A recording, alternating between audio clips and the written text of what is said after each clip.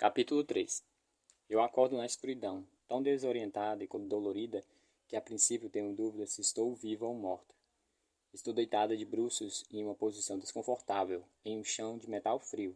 Eu me viro lentamente, estico minhas mãos, as apoio no chão e tento me levantar. Todo movimento é dolorido.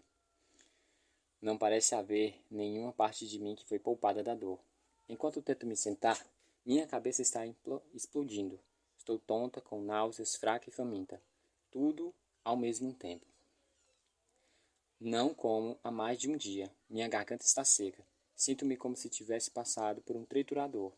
Permaneço sentada, com a cabeça girando, e finalmente entendo que não estou morta. De alguma maneira, ainda estou viva. Olho a sala à minha volta, tentando me orientar, perguntando-se onde estou. Está escuro aqui e a única luz passa por uma estreita fresta abaixo da porta, em algum lugar do outro lado da sala. Não é suficiente para ver nada. Gradualmente levanto de joelhos, segurando minha cabeça, tentando aliviar a dor. Só esse pequeno movimento faz o meu mundo girar. Penso que talvez eu tenha sido drogada, ou estou apenas tonta devido às infinitas lesões que sofri nas últimas 24 horas. Com um esforço supremo, me forço a ficar de pé. Erro terrível. De uma vez só, sinto dores de pelo menos uma dúzia dos lugares diferentes. O ferimento do meu braço, das minhas costelas quebradas, da minha testa, de quando eu choquei contra o painel de controle e da lateral do meu rosto. Encosto-me na região e sinto um inchaço grande. Deve ter sido o comerciante de escravo que me deu um soco. Eu tento me lembrar. Estação Penn. Atropelei alguns comerciantes de escravos, colidi contra um trem, corri atrás do trem, saltei nele e fui atingida. Continuo relembrando e me dou conta de que Ben não me acompanhou. Lembro-me de vê-lo sentado no carro inconsciente. Pergunto-me se ele sobreviveu ao acidente. Ben, eu chamo esperançoso na escuridão. Aguardo com esperança de que alguma resposta aconteça, esperando que talvez ele esteja aqui comigo. Forço os olhos na escuridão, mas não consigo enxergar nada. Não há nada a não ser silêncio. Minha sensação de temor se aprofunda. Pergunto-me de novo, se Bree estava nesse trem e para onde ele deve ter ido. Lembro-me de ter visto o irmão de Ben, mas não realmente ter visto Bree. Estou surpresa que qualquer trem que ainda esteja funcionando hoje em dia estaria transportando-os para a Arena 1? Nada disso importa agora. Quem sabe quantas horas eu estive desmaiada, quanto tempo eu perdi. Quem sabe para onde o trem ia e quantos milhões de quilômetros ele já percorreu. Não há como alcançá-los, supondo que eu possa sair daqui. O que eu duvido. Sinto uma angústia e um desespero crescente quando percebo que foi tudo em vão. Agora é apenas uma questão de tempo. Esperar pela punição, certamente minha morte, meu castigo dos comerciantes de escravos. Eles provavelmente irão me torturar e depois me matar. Espero que seja rápido. Pergunto-me se há alguma possibilidade de eu escapar daqui.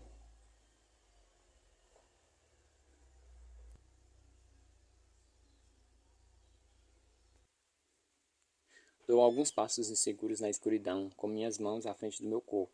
Cada passo é uma agonia. Meu corpo está tão cansado, pesado de tantas dores e ferimentos. Está frio aqui, estou tremendo. Não consigo me manter aquecida há alguns dias e sinto que estou com febre. Mesmo que eu tenha uma chance de escapar, duvido que eu consiga ir muito longe. Chego a uma parede e percorro minhas mãos por ela, me movendo pelo lugar, indo em direção à porta. De repente, ouço um som de fora. Em seguida, o barulho de passos, várias botas de combate marchando pelo chão de metal. Elas ecoam ameaçadoramente na escuridão à medida que se aproximam. Há um barulho de chaves e a porta da cela é aberta. Luz invade o interior e levanto minhas mãos para proteger meus olhos. Fico cega. Meus olhos ainda não se acostumavam, mas eu consigo ver o suficiente para distinguir várias silhuetas na entrada, todas altas e musculosas, e parecem estar vestidas em um uniforme de comerciantes de escravos, com as máscaras pretas. Eu me levanto, eu me lentamente abaixo minhas mãos e meus olhos se ajustam. Há 5 deles. Um está no centro, silenciosamente segurando um par de algemas. Ele não fala e nem se move. e pelos seus gestos, é claro que eu devo ir até eles e deixar que eles me algemem. Parece que estão me esperando para ir a algum lugar. Rapidamente dou uma olhada na minha cela. Agora está iluminada. É uma simples sala, 10 metros quadrados, com paredes e o chão de aço. Nada mais. Não há como escapar. Eu lentamente passo minhas mãos pela minha cintura e sinto que minha arma foi tirada de mim. Estou indefesa. Seria inútil tentar lutar contra esses soldados bem armados. Eu não vejo o que tenho a perder se deixar eles me algemarem. Não é como se eu tivesse escolha. De qualquer forma, essa é a minha passagem para dar o fora daqui. E, se também for a passagem para a minha morte, pelo menos posso acabar com tudo isso de uma vez. Ando lentamente até eles e me viro de costas. Eles prendem as frias algemas de metal em volta dos meus pulsos bem apertado. Então me puxam para trás por minha blusa e me empurram para o corredor. Tropeço no saguão. Os comerciantes de escravos vão atrás de mim, suas botas ecoando como a Gestapo. O saguão é esporadicamente iluminado por luzes de emergências bem fracas, a cada 6 metros mais ou menos, cada uma oferecendo apenas um mínimo de iluminação necessária para poder enxergar. É um longo corredor completamente limpo, com o chão e paredes de metal. Sou empurrada de novo e aumento meu ritmo. Meu corpo protesta a cada passo, mas quanto mais eu ando, mais a rigidez dos meus músculos diminui. O corredor acaba e eu não tenho escolha a não ser virar à direita. Ele se abre de novo. Perdão. Ele se abre ao longe. Sou empurrado de novo enquanto caminho por este novo corredor. E de repente estou de pé em uma sala ampla e aberta, cheia de comerciantes de escravos. Eles estão alinhados em fileiras de paredes, formando um semicírculo, vestidos seus uniformes e máscaras pretas. Devemos estar em algum subsolo, já que não vejo janelas nem luz natural. Esse lugar sombrio é iluminado apenas por tochas colocadas nas paredes, crepitando no silêncio. No centro da sala, no lado extremo, está o que eu posso descrever como um trono, uma enorme cadeira construída sobre uma plataforma de madeira improvisada. Essa cadeira está sentado um homem, que é claramente o líder. Ele é jovem, 30 e poucos anos, mas tem uma estranha mecha de cabelo branco levantado que aponta em todas as direções, como um cientista louco. Ele usa um complexo uniforme elaborado com veludo verde e botões militares e um colarinho alto marca o seu pescoço. Ele tem olhos grandes, cinzentos e sem vida, saltados, que estão me encarando. Parece um maníaco. As fileiras de comerciantes de escravos se separam e eu sou empurrada por trás. Tropeço para a frente, em direção ao centro da sala, e sou guiada para ficar diante do seu líder. Paro uns 9 metros de distância, olhando para ele. Os comerciantes de escravos fazem a guarda atrás de mim. Não consigo parar de pensar que eles vão me executar aqui mesmo. Afinal, eu matei tantos deles. Examino a sala procurando por qualquer sinal de Bree ou de Ben ou do seu irmão. Não há ninguém. Estou sozinha. Espero pacientemente nesse tenso silêncio, o líder deles me analisando de cima a baixo. Não há nada que eu possa fazer a não ser esperar. Aparentemente, meu futuro está nas mãos deste homem. Ele olha para mim como se eu fosse algum tipo de presa, e em seguida, depois do que parece ser uma eternidade, ele me surpreende ao abrir um sorriso. É um sorriso de escárnio, marcado por enorme cicatriz em sua bochecha. Ele começa a rir demais e mais. Rir mais e mais. E um som frio que já escutei ecoa pela sala mal iluminada, e então olha para mim com os olhos brilhando. Então é você, ele fala finalmente. Sua voz artificialmente grave e profunda, como se pertencesse a um homem de 100 anos. Eu olho em volta sem saber o que responder. Você é aquela que causou tantos estragos aos meus homens. É aquela que conseguiu nos perseguir até a cidade, a minha cidade. A Nova York agora é minha. Você sabe disso? Ele pergunta. Você sabe disso? Ele pergunta. Sua voz repentinamente se torna cortante e furiosa. E os seus olhos saltam. Seus braços tremem quando ele aperta os braços da cadeira. Parece que ele acabou de fugir de um hospital psiquiátrico. Mais uma vez eu não sei o que responder. Então permaneço em silêncio. Ele lentamente sacode a cabeça. Alguns outros tentaram, mas ninguém nunca conseguiu entrar na minha cidade antes. Mais uma vez eu não sei o que responder, então permaneci em silêncio. Ele sacode lentamente a cabeça. Alguns outros tentaram, mas ninguém conseguiu entrar na minha cidade antes, nem chegar até minha casa. Você sabe que isso significa morte certa, e mesmo assim você veio. Ele me olha de cima a baixo. Eu gosto de você, ele conclui. Enquanto ele me olha, me examina, sinto-me cada vez menos confortável, preparando-me pelo que está por vir. E olho para você, ele continua. Só uma menina estúpida e jovem, nem mesmo grande e forte, quase sem armas. Como pode ser que você tenha matado tantos homens meus? Ele balança sua cabeça. É porque você tem um coração. Isso que é valioso nesse mundo. Sim, isso é valioso. Ele de repente ri. Claro que você não teve sucesso. Como poderia? Essa é a minha cidade. Ele grita, seu corpo estremece. Ele fica sentado ali, tremendo, por um tempo que me pareceu ser uma eternidade. Meus sofrimentos de apreensão crescem. Claramente meu destino está nas mãos desse maníaco. Finalmente ele limpa a garganta. Seu espírito é forte, quase igual ao meu. Eu admiro isso. É o suficiente que eu queria dar a você. É o suficiente para que eu queria dar a você uma morte rápida ao invés de ser lenta. Eu engulo em seco, não gostando do que estou ouvindo. Sim, ele continua encarando-me. Posso ver em seus olhos. Um espírito de guerreiro. Sim, você é exatamente como eu. Não sei o que enxerga em mim, mas rezo para que ele não pareça nada, para que eu não pareça nada com este homem. É raro de encontrar alguém como você. Poucos conseguiram sobreviver por aí, todos esses anos. Poucos têm esse espírito.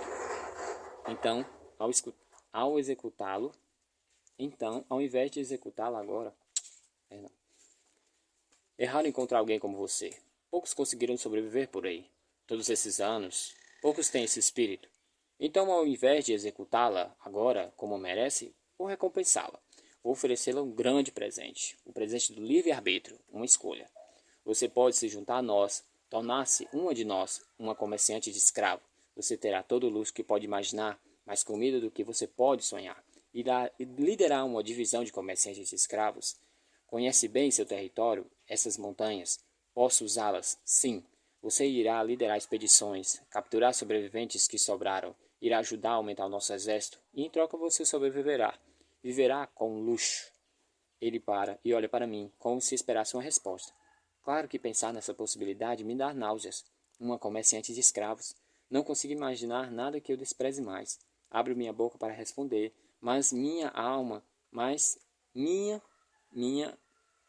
perdão, mas minha língua está tão ressecada que eu não consigo emitir um som. Limpo a garganta. E se eu recusar? Eu pergunto, minhas palavras saindo baixas como mais do que eu poderia. Seus olhos se arregalam de surpresa. Recusar? Ele recua. Então você será levada para morrer na arena. Terá uma morte cruel para nossa diversão. Essa é a sua opção. Penso com cuidado, reforço o meu cérebro, tento conseguir mais tempo. Não há como eu aceitar sua proposta, mas eu preciso tentar encontrar uma saída. E quanto à minha irmã? Eu pergunto. Ele se inclina atrás de mim e sorri. Se você se juntar a nós, vou libertá-la. Ela estará livre para voltar à natureza. Se você recusar, ela também será condenada à morte. Meu coração dispara ao pensar nisso. Bree ainda está viva, supondo que ele esteja falando a verdade. Penso mais, será que Bree ia querer que eu me tornasse uma comerciante de escravos se fosse para salvar uma vida? Não. Bree nunca iria querer ser a responsável por eu sequestrar meninos e meninas, arriscando-lhes suas vidas. Eu faria qualquer coisa para salvá-la, mas tenho que impor um limite aqui. Você terá que me matar. Eu finalmente respondo. Não há como eu ser uma comerciante de escravos. Há um murmúrio entre a multidão e o líder levanta sua mão e golpeia-me com a palma de seu braço, e golpeia com a palma de seu braço, e golpeia com sua palma o braço da cadeira. A sala instantaneamente fica quieta. Ele se levanta, franzindo o senho para mim. Você irá morrer, ele rosna. E eu assistirei tudo na primeira fileira. Capítulo 14. Sou levada de volta ao corredor, ainda algemada. Enquanto ando, não consigo parar de pensar se tomei a decisão errada. Não sobre desistir da minha vida, mas da vida de Bree.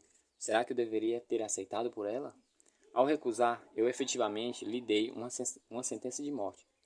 Estou destroçada pelo remorso, mas ao mesmo tempo não posso deixar de pensar que Bree preferia morrer, talvez também, ao invés de ver pessoas inocentes serem feridas. Sinto-me entorpecida quando me empurram por trás, pelo corredor aonde eu vim e imagino o que será de mim. Estarão me levando para a arena? Como será lá? O que será de Bree? Irão realmente matá-la? Já a mataram? Será condenada à escravidão? Ou pior, será forçada a lutar na arena também? E então um pensamento pior vem à minha cabeça. Ela será forçada a lutar contra mim? Reviramos numa esquina e encontramos um grupo de comerciantes escravos marchando em nossa direção, levando alguém. Não consigo acreditar. É Ben. Meu coração está enche de alívio. Ele está vivo. Seu nariz quebrado está inchado, há hematomas debaixo de seus olhos, sangue pinga dos seus lábios e ele parece que foi espancado. Parece tão fraco e exausto quanto eu. Na verdade, eu espero que eu não pareça tão mal quanto ele. Ele também tropeça pelo corredor e eu suponho que esteja sendo levado para ver o seu líder. Suponho que lhe farão a mesma oferta, perguntando-me se o que ele decidirá. Então caminhamos em uma direção um ao outro, poucos metros de distância. Sua cabeça abaixada, ele sequer me vê chegando perto. Deve estar muito fraco e muito desmoralizado até mesmo para olhar para mim. Parece que ele já aceitou seu destino. Bem, eu chamo. Ele levanta sua cabeça assim que cruzamos e os seus olhos se arregalam de esperança, de contentamento. Está claramente chocado ao me ver. Talvez esteja surpreso de que eu ainda esteja viva. Brooke? Ele responde. Para onde eles estão levando? Você viu o meu irmão? Mas antes que eu possa responder, nós dois somos empurrados com força. Um comerciante de escravos me alcança e cobre minha boca com uma palma da mão asquerosa e fétida, abafando minhas palavras enquanto tento falar. Uma porta se abre e sou enfiada de volta na minha cela. Tropeço quando entro e a porta é fechada com um baque atrás de mim. O metal reverberando. E viro-me e bato a porta, mas é inútil. Deixe-me sair! Eu grito batendo. Deixe-me sair! Percebo que é em vão, mas por alguma razão não consigo parar de gritar. Grito para o mundo, para esses comerciantes de escravos, pela ausência de Bree, por minha vida. E então eu paro de gritar, e até não sei por quanto tempo mais. Em algum ponto eu perco minha voz e me canso. Finalmente encontro-me estatelada no chão contra a porta encolhida. Meus gritos viram soluços e eventualmente choro até cair no sono. Desperto a cada momento. Estou deitada, encolhida, no chão de metal, repousando minha cabeça em minhas mãos. Mas é tão desconfortável que eu me viro e reviro. Tenho tantos sonhos rápidos, turbulentos, de Bree sendo açoitada como escrava, de eu sendo torturada na arena, que, exausta como estou, mas eu prefiro ficar acordada. Forço-me a ficar sentada, olhando para a escuridão, segurando minha cabeça com as duas mãos. Vou me concentrar em qualquer coisa que possa me tirar desse lugar. Me pego pensando na vida antes da guerra. Ainda tento juntar as peças para entender por que papai foi embora, quanto o fez e a razão de nunca ter retornado. Por que eu e Bree partimos? Por que mamãe não foi conosco? Por que as coisas mudaram tanto da noite para o dia? Se houve algo que eu pudesse ter feito de outra maneira. E como um quebra-cabeça, eu volto a jogar de novo e de novo.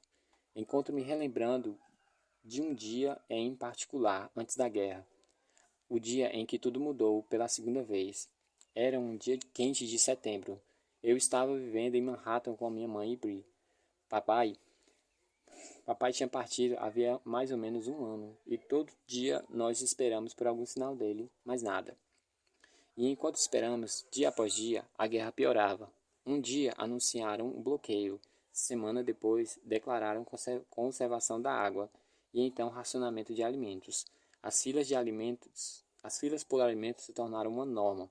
A partir daí as coisas pioraram e as pessoas ficaram desesperadas. Ficou cada vez mais perigoso andar pelas ruas de Manhattan. As pessoas começaram a fazer qualquer coisa para sobreviver, para encontrar comida e água, para conseguir medicamentos também. Roubos se tornaram normais e a lei quebrada cada dia mais. Eu não me sentia mais segura. E mais importante, eu não sentia que Bri também estava segura. Mamãe se prendia à sua negação. Como grande parte das pessoas, ela continuava insistindo que as coisas voltariam ao normal em breve. Mas a situação só piorava. Batalhas se aproximavam de casa. Um dia ouvi explosões de longe. Corri para o telhado e vi no horizonte combatentes nas montanhas de Nova Jersey. Tanque contra tanque, aviões de guerra, helicópteros, vizinhanças inteiras pegando fogo. E um dia horrível, em um distante horizonte, eu vi uma enorme explosão, uma diferente das outras, uma, uma que chacoalhou nosso prédio inteiro. Uma nuvem em forma de cogumelo se levantou. Foi o dia em que eu soube que as coisas não iriam mais melhorar, que a guerra jamais acabaria. Um limite havia sido cruzado. Nós certamente iríamos morrer aqui, aos poucos, presa na ilha bloqueada de Manhattan. Papai estaria em batalhas para sempre e jamais voltaria. O tempo de esperar havia esgotado. Eu sabia pela primeira vez em minha vida que papai não iria cumprir a sua promessa, e eu sabia o que tinha de fazer. Era hora de executar uma ação ousada pela sobrevivência do que sobrou da nossa família. Fazer o que ele queria que a sua filha fizesse: tirar-nos desta ilha e nos levar para longe, para a segurança das montanhas. Eu estive suplicando para que mamãe, por semanas, aceitasse o fato de que papai não voltaria, mas ela continuou insistindo de que não poderia ir embora, que aquele era o nosso lar e que a vida seria mais perigosa fora da cidade, e acima de tudo, que não poderíamos abandonar nosso papai. Se ele voltasse para casa e tivéssemos partido, nós duas discutimos sobre isso todos os dias até ficarmos com os rostos vermelhos, gritando uma com a outra. Chegamos a um beco sem saída. Acabamos nos odiando, falando mal uma da outra. Então veio a nuvem em forma de cogumelo de novo. Minha mãe, inacreditavelmente, ainda se recusava a partir, mas eu havia me decidido. Iríamos embora, com ou sem ela. Então desci as escadas para pegar Bri. Ela havia saído para procurar comida, e eu a deixava fazer isso, desde que não fosse muito longe e sempre voltasse dentro de uma hora. Mas dessa vez ela estava atrasada. Estava fora há horas, e isso era incomum. Tive um mau pressentimento em meu peito quando corri pelos andares, determinada a encontrá-la e dar o fora daqui. Minha mão, na minha mão, eu segurava um coquetel molotov caseiro. Era a única arma que eu tinha, e eu a havia preparado para usar se fosse necessário. Corri pelas ruas gritando seu nome, procurando por ela em todas as partes. Verifiquei em cada beco, onde ela costumava brincar, mas ela não estava em nenhum lugar. Meu temor cresceu, e então ouvi um grito abafado ao longe. Reconheci sua voz e saí disparado em sua direção. Após várias quadras, gritos se intensificavam. Finalmente virei em uma estreita travessia e a vi. Bree estava no fundo de um beco, cercada por um grupo de atacantes. Havia 6 deles, meninos adolescentes. Um se aproximou e rasgou-lhe a blusa. Puxou o outro rabo de cavalo. Ela balançava sua mochila, tentando afastá-los, mas não era suficiente. Podia ver que em questão de minutos iriam estuprá-la. Então fiz a única coisa que eu podia. Acendi o coquetel molotov e atirei nos pés do menino maior que eu conseguia ver. Eu sou tirada de minhas. Eu sou tirada de minhas lembranças pelo som repentino de metal rangendo. Uma porta se abre lentamente e a luz invade a cela. Então a porta se fecha. Ouço correntes e então passo e sinto outro corpo perto de mim, na escuridão. Olho para cima. Estou aliviado ao ver que é Ben. Não sei quanto tempo passou, nem quanto tempo esteve aqui, sentada.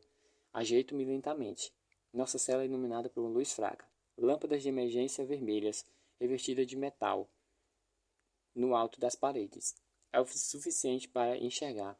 Ben tropeça neste cubículo desorientado. Ele sequer percebe que estou aqui. Ben, eu sussurro, minha voz ainda sai rouca. Ele se vira e me vê, seus olhos arregalados de surpresa. Brooke? Ele pergunta hesitante. Esforço-me para ficar de pé. dores e ferimentos rasgando cada parte do meu corpo quando me apoio em um joelho. Ben logo se aproxima, pega o meu braço e me ajuda a ficar de pé. Eu deveria agradecer por sua ajuda, mas pelo contrário, sinto ressentimento. É a primeira vez que ele me toca e eu não pedi isso. E fez com que eu me sentisse estranha. Além disso, não gosto de receber ajudas em geral, especialmente de meninos. Então, afaste seu braço e fique de pé sozinho. Posso me virar sozinho, falo rispidamente. Minhas palavras soam grossas demais. Arrependo-me disso. Gostaria de ter falado o que realmente sinto. Gostaria de ter dito: estou feliz por você estar aqui vivo. Estou aliviado por você estar aqui comigo. Quando penso nisso, não consigo entender. Muito bem, porque estou tão feliz ao vê-lo.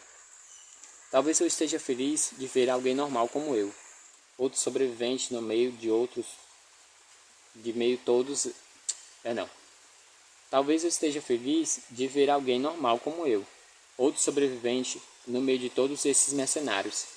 Talvez seja porque nós dois sofremos as mesmas coisas nas últimas 24 horas, ou porque nós dois perdemos nossos irmãos.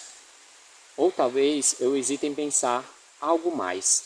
Ben olha em volta para mim com seus grandes olhos azuis e por um momento rápido eu vi perdendo a noção do tempo. Seus olhos são tão sensivelmente, tão deslocados aqui. Seus olhos são de um poeta ou de um pintor, um artista, uma alma torturada. Fosse-me a desviar o olhar. Há alguns meses olho nesse... Fosse-me a desviar o olhar. Há alguns meses...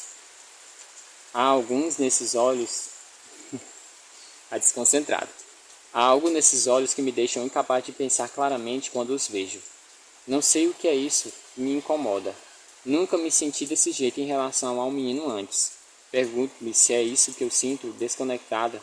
Pergunto-me se só isso me sinto conectada a Ben devido às circunstâncias ou se há algo mais.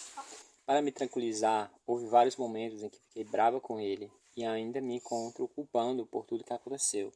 Por exemplo, se eu não tivesse parado e salvado na estrada, talvez eu tivesse conseguido resgatar Bree e estaria em casa agora. Ou se ele não tivesse derrubado minha pistola pela janela, talvez eu a tivesse resgatado no Central Park. E eu gostaria que ele fosse mais forte, mais que um lutador. Mas ao mesmo tempo, há algo sobre ele que me faz sentir próximo a ele. Desculpe-me, ele fala nervoso, e sua voz é de um homem devastado. Eu não queria ofendê-la. Aos poucos vou amolecendo. Percebo que a culpa não é dele. Ele não é um bandido. Para onde eles o levaram? Eu pergunto. Para o líder deles. Ele perguntou se eu queria me juntar a eles. Você aceitou? Eu pergunto. Meu coração palpita enquanto aguardo pela resposta. Se ele falar que sim, eu pensaria mal, tão mal dele. Aliás, eu sequer conseguiria olhar para ele de novo. Claro que não, ele disse. Meu coração se enche de alívio e admiração. Sei que é um grande sacrifício. Como eu, ele acabou de escrever sua sentença de morte. Você aceitou? Ele pergunta. O que você acha? Eu digo. Não, ele fala. Suspeito que não. Dou uma olhada e vejo que ele está segurando um dos dedos, que parece dobrado de forma estranha. Parece que está sentindo dor. O que foi que aconteceu? Eu pergunto. Ele olha para o dedo. É um acidente. É do acidente do carro. Qual deles? Eu pergunto. Não consigo deixar de abrir um sorrisinho irônico, pensando em todos os acidentes que tivemos nas últimas 24 horas. Ele sorri de volta, mesmo fazendo uma careta de dor. O último, quando você decidiu bater no trem. Boa jogada, ele fala. Eu não sei dizer se ele está falando a verdade ou sendo sarcástico. Meu irmão estava no trem, ele adiciona. Você ouviu? Eu o vi a bordo, eu respondo. Mas então o perdi. Você sabe para onde aquele trem estava indo? Balança a cabeça. Você viu a minha irmã nele? Ele sacode a cabeça. Não saberia dizer. Aconteceu tudo tão rápido. Eu dou uma olhada para baixo, angustiada. Um silêncio pesado se segue. Parece tão perdido. Ver seu dedo torto me incomoda e sinto pena dele. Decido parar de ficar nervosa e mostrar um pouco de compaixão. Estico meu dedo e coloco sua mão machucada entre as minhas. Ele olha para mim, surpreso. A pele dele é macia mais do que eu esperava, como se ele nunca tivesse trabalhado um dia sequer em sua vida. Seguro seus dedos suavemente entre os meus dedos e me surpreendo ao sentir borboletas em meu estômago. Deixe-me ajudá-lo, eu digo suavemente. Isso vai doer, mas tem que ser feito. Precisamos deixá-lo reto antes que se estabeleça. Adiciono, levando seu dedo quebrado e examinando. Lembro-me de que quando eu era mais nova, quando eu havia caído na rua, voltei para casa com o dedo mindinho quebrado. Mamãe insistiu em me levar para o hospital. Papai recusou e pegou o meu dedo em suas mãos e colocou-o novamente no lugar com um só movimento. Antes que mamãe pudesse reagir, eu gritei de dor e até hoje me lembro de como doeu. Mas funcionou. Ben olhou para mim, com medo em seus olhos. Espero que você saiba o que você está fazendo. Antes que ele possa terminar a frase, eu já havia colocado seu dedo quebrado no lugar. Ele dá um berro e se afasta de mim, segurando a mão. Maldito seja! Ele grita, caminhando de um lado para o outro, segurando sua mão. Logo, ele vai se acalmar, respirando fundo. Você devia ter me avisado. Corto um pedaço de pano fino da minha manga, pego sua mão de novo e junto o dedo machucado com o dedo vizinho. É uma coisa temporária, mas terá que servir. Ben fica alguns centímetros distantes e eu posso senti-lo olhando para mim. Obrigada. Ele sussurra e há algo em sua voz, algo profundo em que eu não havia percebido antes. Sinto borboletas de novo e, de repente, sinto-me próxima a ele. Preciso permanecer lúcida, forte e desapegada. Afasto-me imediatamente, indo ao meu lado da cela. Dou uma olhada e vejo Ben parecendo desapontado. Ele também parece exausto e abatido. Ele se inclina na parede e pouco a pouco vai se abaixando até ficar sentado e descansa a cabeça em seus joelhos. É uma boa notícia. Eu faço o mesmo, seguindo repentinamente a exaustão em minhas pernas. Sento-me à frente a ele na cela e repouso minha cabeça em minhas mãos. Estou tão faminta, tão cansada, tudo dói. Faria qualquer coisa por comida, água, analgésicos e por uma cama. Um chuveiro quente. Eu só queria dormir para sempre. Só queria deixar tudo isso para trás. Se eu for morrer, quero que aconteça rápido. Ficamos sentados, não, Ficamos sentados por não sei quanto tempo, ambos em silêncio. Talvez uma hora tenha passado, talvez duas, não sei mais o que contar. Ouço um som de respiração intensa pelo meu nariz quebrado e sinto pena dele. Ouço o som de sua respiração intensa pelo seu nariz quebrado e sinto pena dele. Pergunto-me se está dormindo. Pergunto-me quando eles virão nos buscar. Quando irei ouvir novamente aquelas botas nos guiando para nossas mortes. A voz de Ben enche o ar e há uma voz suave e triste arrastada. Eu só queria saber para onde levar o meu irmão. Ele fala baixinho. Posso sentir a dor em sua voz, o quanto ele se importa com ele. Isso me faz pensar em Bree. Sinto a necessidade de me forçar a ser forte e me forçar a parar com esta autopiedade. Por quê? Eu questiono. Que bem faria isso? Não há nada mais que possamos fazer. Mas na verdade quero saber a mesma coisa. Para onde levaram a minha irmã? Ben balança a cabeça tristemente, parece abatido. Só quero saber, ele fala baixinho. Para o meu próprio bem, só quero saber. Eu suspiro, tentando não pensar nisso. Não pensar no que está acontecendo a ela agora mesmo. Se ela acha que eu a desapontei, a abandonei. Eles te falaram que vão colocá-la na arena? Ele pergunta. Posso sentir medo em sua voz. Meu coração palpita com esse pensamento. Eu aceno devagar com a cabeça. Sim. E você? Eu pergunto, já adivinhando a resposta. Sombriamente, ele diz que sim com a cabeça também. Dizem que ninguém sobrevive lá, ele fala. Eu sei, respondo rispidamente. Não preciso ser lembrado disso. Na verdade, nem quero pensar no assunto. Então, você vai fazer? Ele pergunta. Olho para ele. O que você quer dizer? O que você quer dizer? Não é como se eu tivesse outras opções. Parece que você sempre tem uma saída para tudo, ele fala.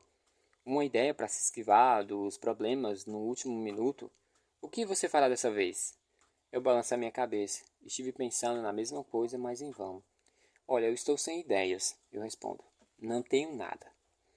Então é só isso. Ele devolve aborrecido. Você só vai simplesmente desistir? Deixar que eles te levem à arena e matá-la? Que outra opção eu tenho? Retruca aborrecida também. Ele se contorce. Eu não sei, ele diz. Você deve ter um plano. Não podemos apenas sentar aqui. Não podemos apenas deixá-los que nos levem para as nossas mortes. Tem que ser feita alguma coisa. Eu nego com a minha cabeça. Estou tão cansada, exausta, ferida e faminta. Essa sala é só um metal sólido. Há centenas de guardas armados lá fora. Estamos no subsolo em algum lugar. Eu sequer sei onde estamos. Não temos armas. Não há nada que possamos fazer. Nada. A não ser uma coisa, eu percebo. Podemos morrer lutando. Não vou permitir que me guiem até minha morte, digo de repente, na escuridão. Ele olha para mim. O que você quer dizer? Eu vou lutar, eu falo. Na arena. Ben ri com uma risada irônica. Você tá de brincadeira, né? A Arena 1 é cheia de assassinos profissionais. E mesmo esses assassinos morrem. Ninguém sobrevive, nunca. É apenas uma sentença de morte prolongada, para o entretenimento deles. Isso significa que eu não posso tentar, respondo de volta grosseiramente, levantando minha voz furiosa com o pessimismo dele. Mas Ben apenas olha para baixo com o rosto em suas mãos e balança a cabeça. Bom, eu não tenho chance, ele falou. Se você pensa dessa forma, então não terá, eu retruco. É uma frase que papai usava para comigo e estou surpresa de ouvir essas mesmas palavras saindo da minha boca. Incomoda-me pensar o quanto dele exatamente eu absorvi. Posso sentir a coragem em minha própria voz, uma coragem que nunca havia reparado até hoje. Eu quase sinto que tivesse falado talvez de mim. E eu quase sinto que ele está falando através de mim. É uma sensação estranha.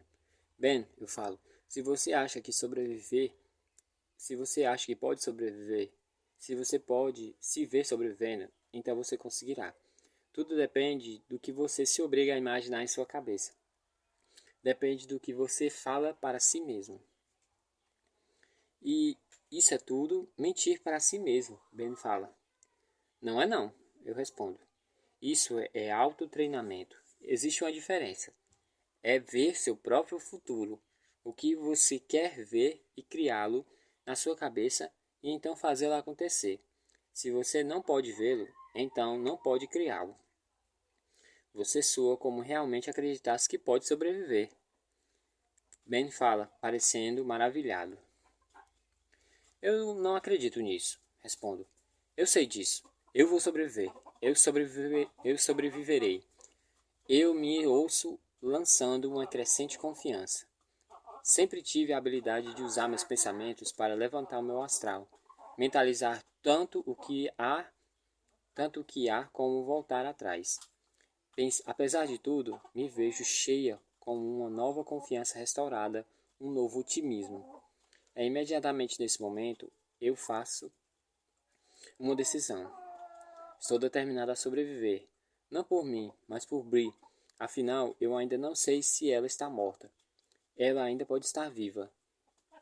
E só terei chance de salvá-la se eu continuar viva, se eu sobreviver nesta arena. E se isso que preciso fazer, e se é isso que eu preciso fazer, isso eu farei. Eu vou sobreviver. Não vejo por que eu não tenho uma chance.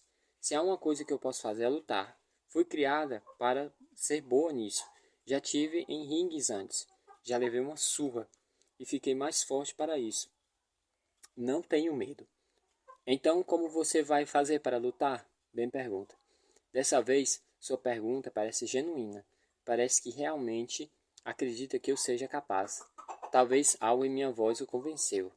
Eu não preciso vencer, respondo calmamente. É só isso. E só isso. Só preciso sobreviver. Mal acabo de falar essas palavras quando ouço o som de botas de combate marchando pelo corredor. Um momento depois, há um som de portas se abrindo. Eles vieram.